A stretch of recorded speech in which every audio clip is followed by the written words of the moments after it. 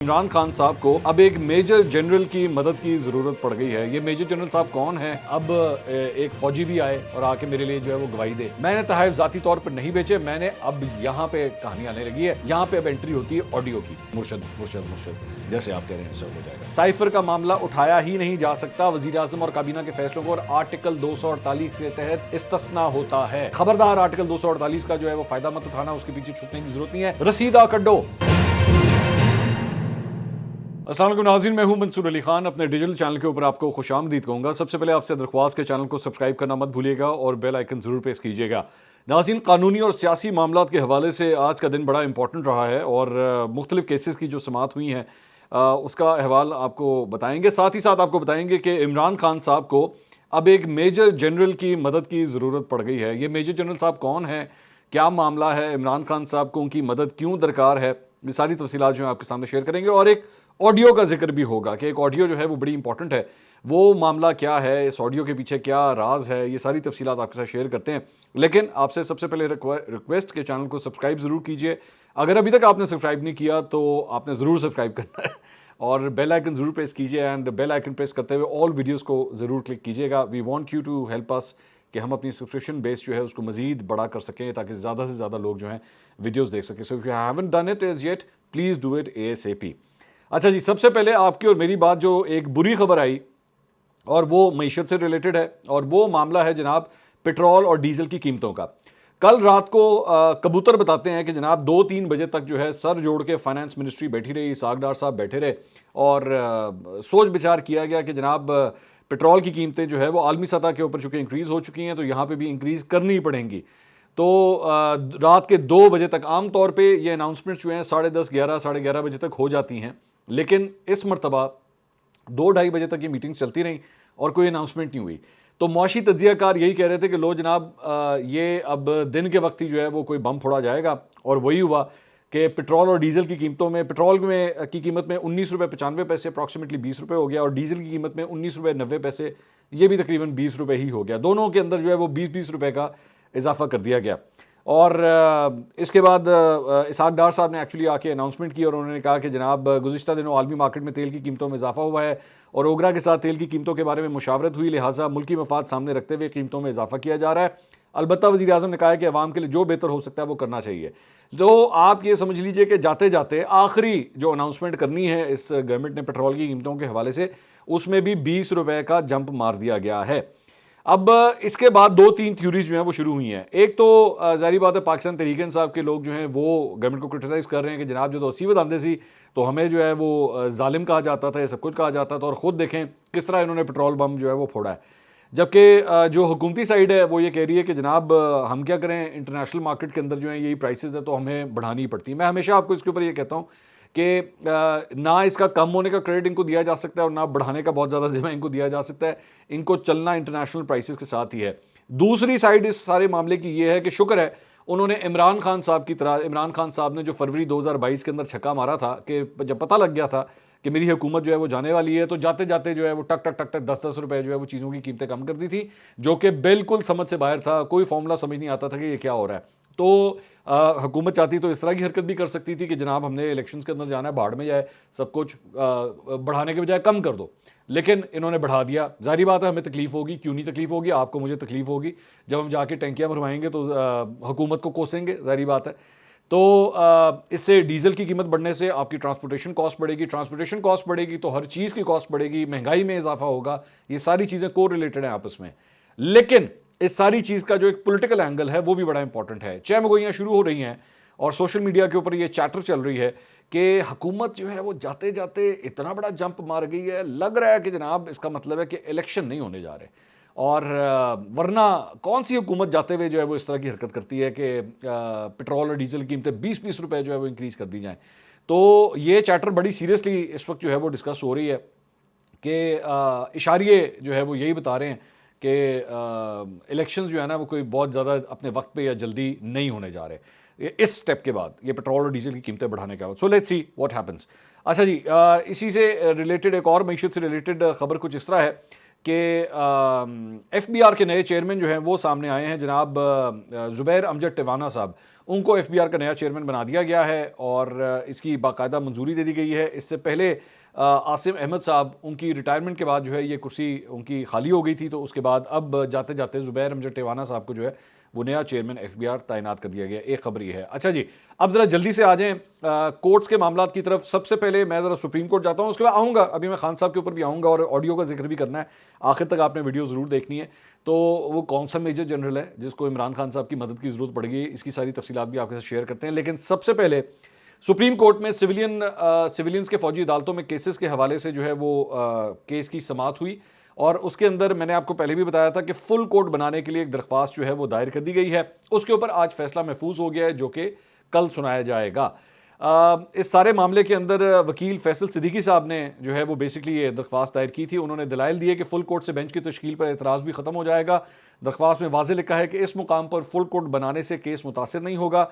उन्होंने कहा कि अटॉर्नी जनरल ने यकीन दिलाया है कि इस केस के दौरान किसी सिविलियन का फौजी ट्रायल नहीं होगा। अदालती नज़ीर है कुछ जजेस समात से मौजूद कर लें तो बकिया जजेस का फुल कोर्ट बनाया जा सकता है। जो हुकूमत की जानिब से बेंच पर एतराज़ात किए गए हैं उनसे कोई ताल्लुक नहीं। 3 जजेस ने केस सुनने से माजरत की है और वो फुल कोर्ट का हिस्सा नहीं हो सकते। तो इस मौके पर जस्टिस याहिया अफरीदी ने कहा कि 3 जजेस ने केस सुनने से माजरत नहीं की। मौजूदा केस में सिर्फ एक जज ने केस सुनने से माजरत की है। केस सुनने से माजरत तो ज़ाती वजूहात की बिना के ऊपर की जाती है। तो जस्टिस मुजाहिर ने कहा कि आप इस वक्त फुल कोर्ट का मुतालबा कर रहे हैं जब आप अपनी दरख्वास्त पर दलाइल दे चुके हैं।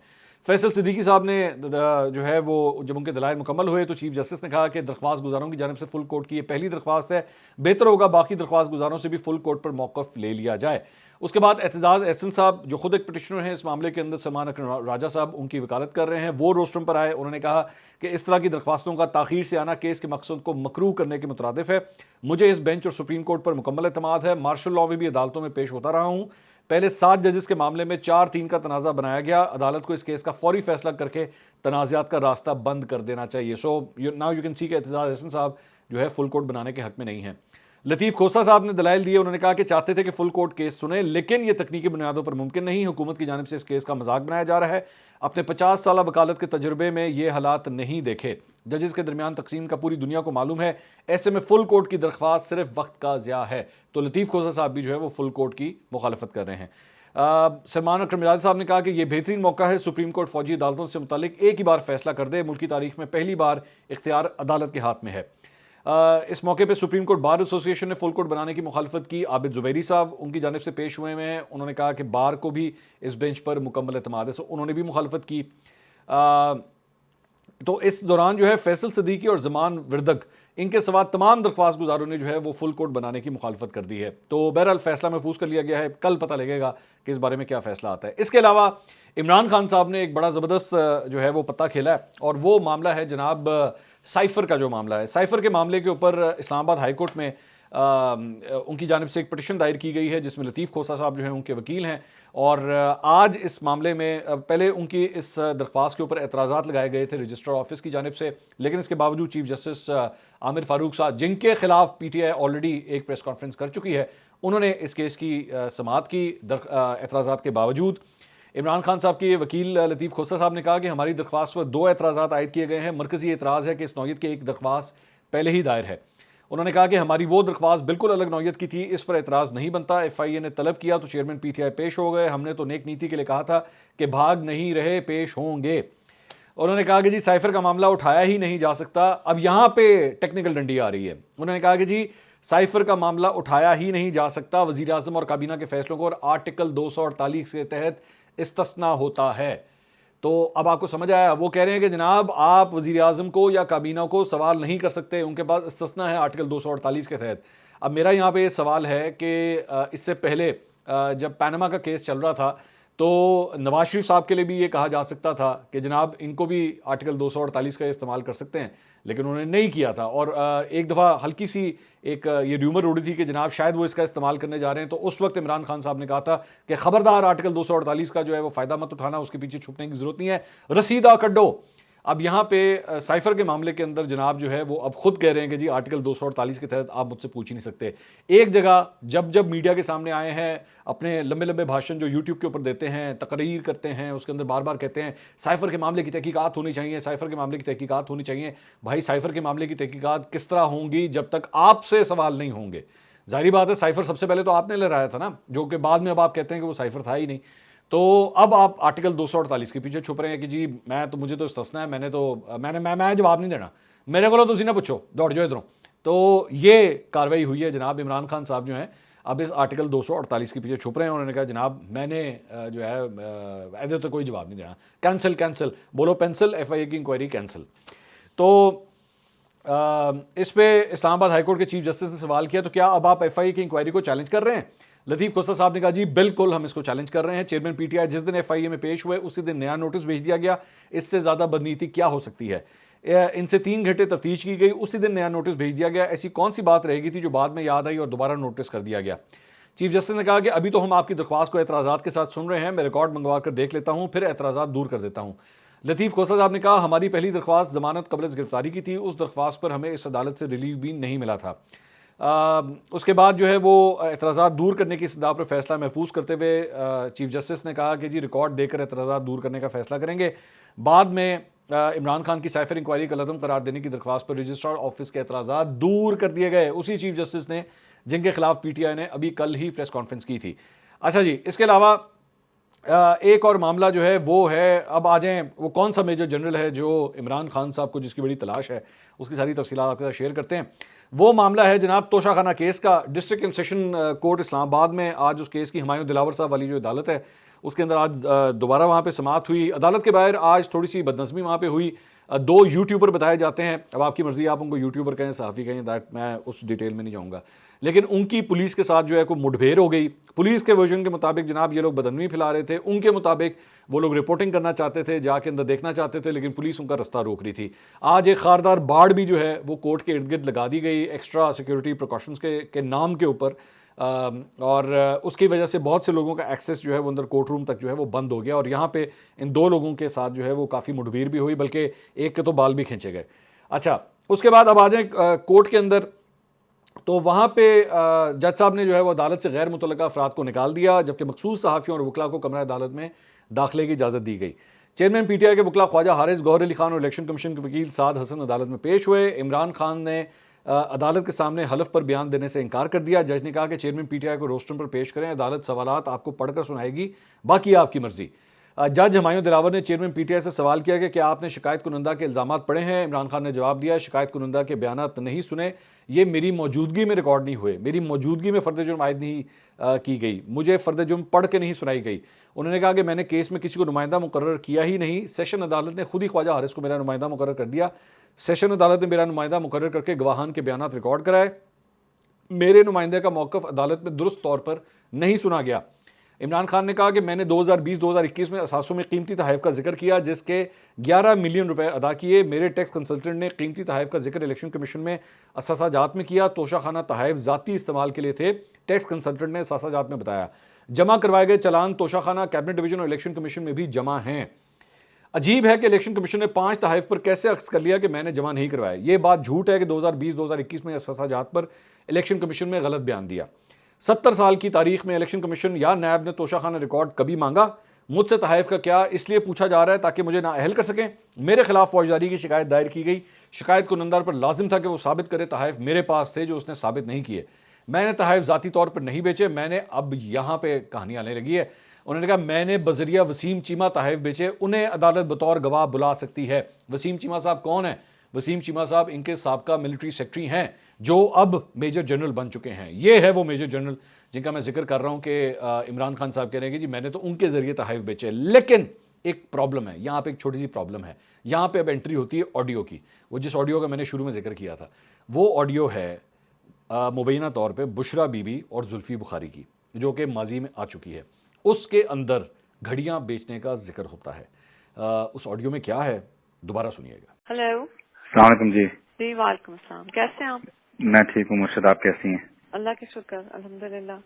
खान साहब की कुछ घड़ियां हैं, उन्होंने कहा है कि आपको बेच दें, आपको भेज दूं, वो आपके उनको बेच वगैरह दें, क्योंकि वो उनकी यूज की नहीं है, तो वो चाहते हैं कि वो आप कहीं कर दें। जरूर मुर्शद, मैं कर दूंगा जी। ये आपने गुफ्तगू सुनी जिसके अंदर बुशरा बीबी अलेजिडली ये कह रही हैं जुल्फ़ी बुखारी साहब को कि खान साहब की कुछ घड़ियां हैं वो बेचनी हैं, तो वो ज़रा देख लीजिएगा। और जुल्फ़ी बुखारी साहब कहते हैं मुर्शद मुर्शद मुर्शद, जैसे आप कह रहे हैं ऐसा हो जाएगा। अब यहाँ पे ये बात कह रहे हैं कि जी मेरे मिलिट्री सेक्रेटरी ने जो है वो ये तोशाखाना के तहफ़ जो है वो बेचे हैं। अब ये कौन से वो वाले तहफ़ हैं, ये वही वाली घड़ियाँ हैं, ये कौन सी हैं, ये हमें नहीं पता। लेकिन एक ऑडियो जो है वो इस तरह की एक आ चुकी है जो कि मामले को ख़राब करती है। दूसरी बात ये कि जो वसीम साहब हैं मिलिट्री सेक्रेटरी, जिनका जिक्र ये किया जा रहा है, वो तो अब एक सर्विंग ऑफिसर हैं। तो एक सर्विंग ऑफिसर, ये वाला जो पत्ता खान साहब ने फेंका है, वो उसका मकसद जो है वो गालबन ये भी लगता है कि अब एक फ़ौजी भी आए और आके मेरे लिए जो है वो गवाही दे। तो क्या फ़ौज का इदारा इस चीज़ की इजाज़त देगा या नहीं देगा? अगर नहीं देगा तो खान साहब जो हैं, इसमें 2-3 टेक्निकलिटीज़ हैं। एक ये कि खान साहब ने इस तरह गवाहों का ये जो कह दिया है कि जी फ़लाँ गवाह भी लेकर आए हैं तो मैंने उससे वो भी आके मेरे लिए गवाही दे, इसके ऊपर जो है वो ये ट्रायल जो है वो लेट भी हो सकता है। जारी बात है, जब तक गवाह आएंगे नहीं आएंगे क्या होगा, वो आएंगे तो फिर उनसे सवाल होगा, फिर जरा होगी, मामला जो है वो लेट हो जाएगा। मैंने आपको बताया था कि 5 अगस्त की डेट है, 5 अगस्त तक जो है दिलावर हुमायूं साहब मौजूद हैं, उसके बाद उन्होंने छुट्टियों पे चले जाना है। और जिस तरीके से केस दर दर दर दर तेज़ी से चल रहा है, कोशिश यही है कि जल्दी जल्दी जो है इस केस का फैसला जो है सामने आ जाए। तो इमरान खान साहब ने ये टेक्निकल पता खेला है कि लियाओ हुन मेजर जनरल थे, उन्होंने कहो कि आके मेरे वास्ते गवाही दे इधर कि जो तोहफे थे उन्होंने बेचे थे। लेकिन यहाँ पे बुशरा बीबी की ऑडियो भी है, उनकी करिए।